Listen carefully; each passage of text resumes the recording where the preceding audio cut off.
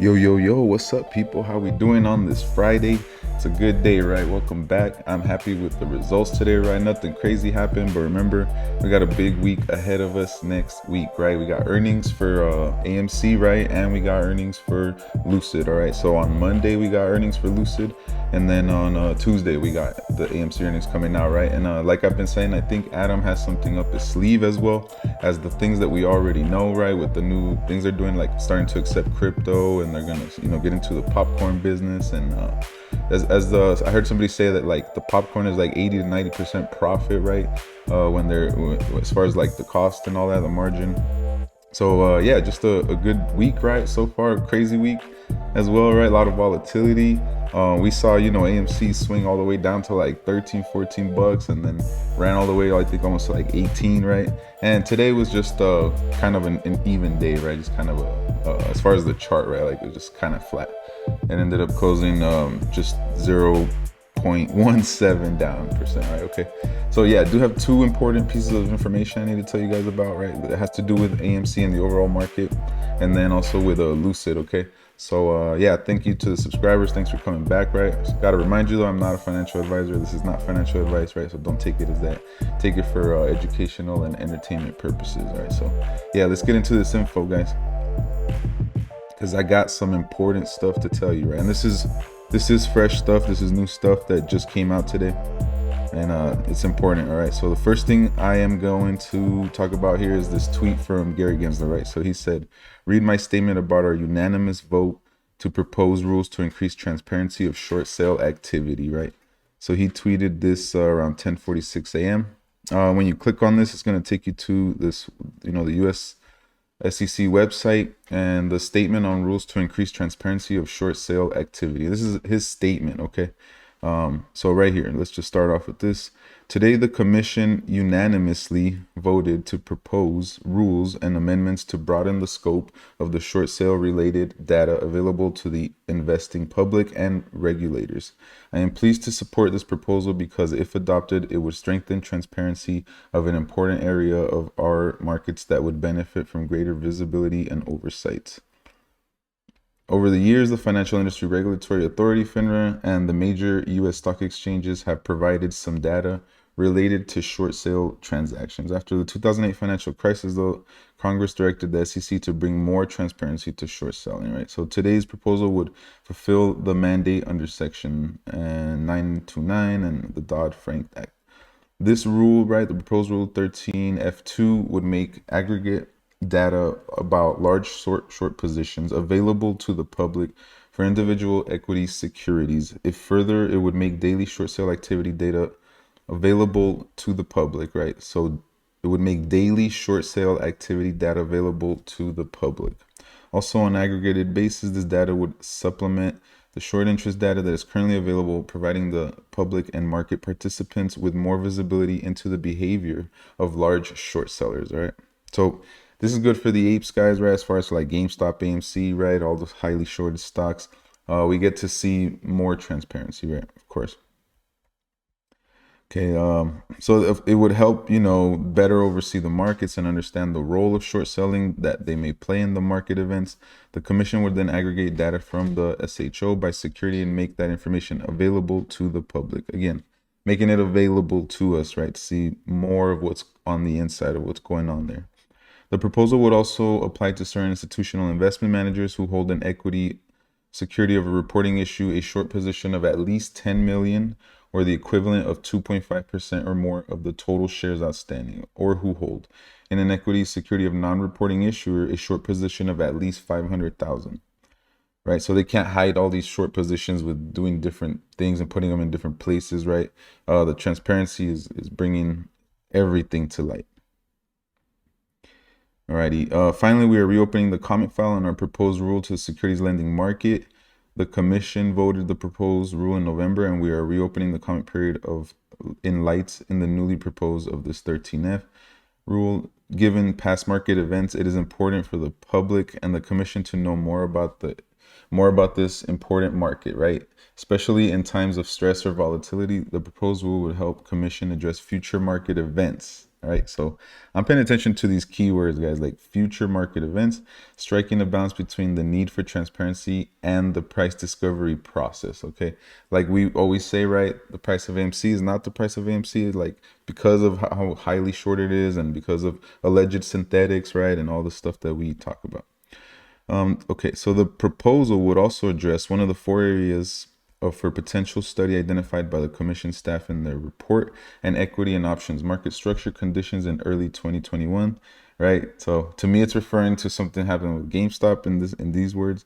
Earlier this month, the commission addressed another of the four areas by unanimously voting to propose reforms of the clearing and settling process. I look forward to staff recommendations related to other areas in the report with respect to equity market structure and digital engagement practices, right? So I guess Hester had to vote yes, right? It says unanimously, right? So that means everybody involved. I am pleased to support today's proposal and look forward to the public's feedback. I'd like to thank the members of the SEC who worked on this rule, right? So it's not just Gary doing this, right? So he's has a team here, obviously, right, of people. And the difference now, guys, right? I know that like it's taken them since 2008, right, to kind of get on this, but the difference is like the retail is more educated, the retail investor nowadays, and these free apps, right? So these free apps that just allow the payment for order flow and so on, right, guys? So yeah, I just wanted to touch on that. I mean, it's good information, and it's from Gary Gensler, right? It's his statement that he put out today. So to me, he's sending some sort of message, guys, I think to the public and to the short sellers, right? And to whoever is, doing things with AMC, right? That maybe allegedly they're not supposed to be doing. We don't know for sure right now.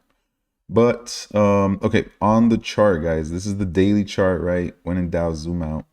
The one thing I'm gonna point out is again that I believe, right, taking the top here, stretching it down, getting some touch points, as many as I can. So we're coming up to this resistance, right?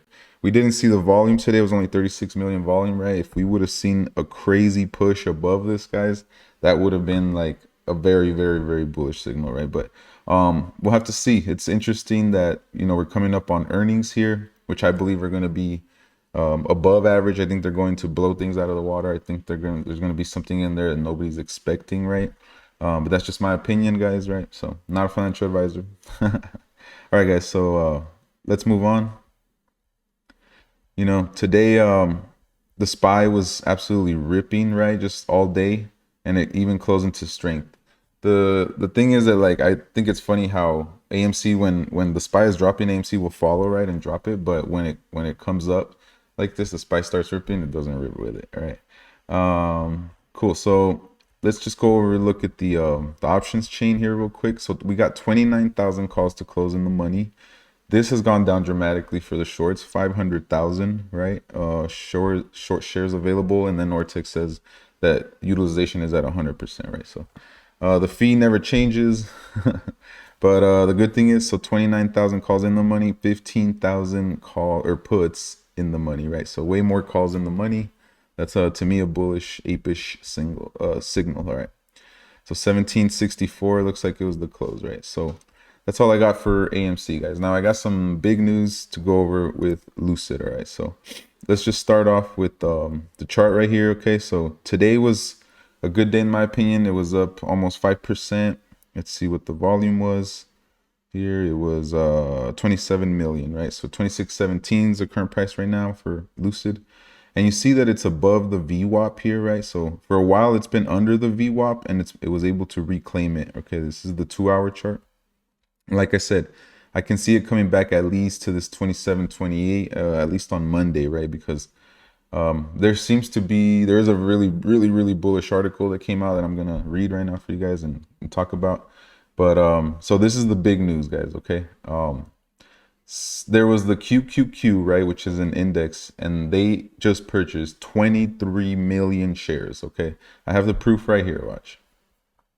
So I don't know when they exactly purchased them, but it was filed today, right? So the 25th, and the green are new positions. And look at this, 23.5 million shares, right, added. And that's what this is right here, this QQQ. I was looking at it today, right? So I'm gonna zoom out. As you can see, it had a good day today, a lot of strength, right? And now that there's Lucid shares in that index, right? So it's gonna kind of move with it, right? Depending on how this moves, the QQQ.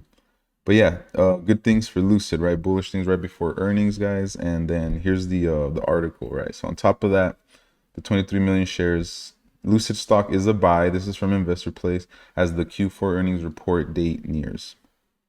Lucid Motor stock is a promising long-term electric vehicle stock with promises of rapid growth. All right, let's talk about it. EVs are becoming more popular in recent years. Experts say that by 2040, most cars will be electric and overtake traditional cars. An EV company expected to make an earnings report in just a few days, right? Lucid, also called Lucid Motors, will offer investors more than one cause to boost the stock if price trends remain favorable. Lucid Motors will release the fourth quarter earnings on February 28th. With this, investors have an opportunity to analyze the stock before it releases its earnings or any new developments of Lucid Air. The EV company's new vehicle model could lead to an impressive number of pre-orders and make some people take it more seriously. And honestly, that's what I think is going to happen, because they had received 17,000 pre-orders last November. So that's an impressive number, which right demonstrates the demand for the car.